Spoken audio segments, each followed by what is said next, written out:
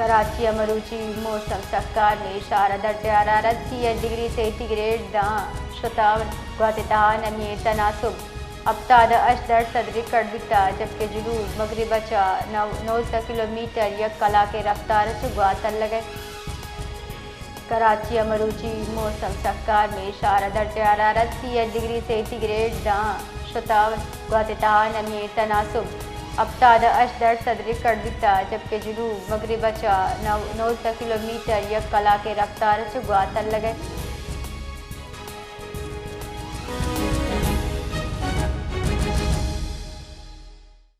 कराची में गर्मी की शिद्दत में इजाफा, इस हवाले से मज़ीद तफसील दे रहे हैं जवाद। जी जवाद। जी देखें, कराची में अप्रैल के आगाज़ में मौसम काफ़ी बेहतर रहा, मगर गुज़िश्ता 2 हफ्तों से गर्मी की लहर में काफ़ी इजाफा हुआ है। इसी तरह आज कराची में मौसम शदीद गर्म और मरबूत रहने का इम्कान है।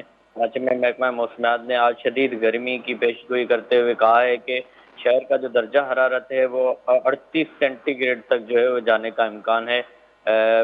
माहिरीन सेहत ने शहरियों को एहतियाती तदाबीर अख्तियार करने का मशवरा देते हुए कहा है कि गर्मी में बाहर के खाने और जो मशरूबात हैं उनसे परहेज करें, हल्के कपड़े पहनें, सर ढांप कर बाहर निकलें और पानी जो है वो उबाल कर इस्तेमाल करें।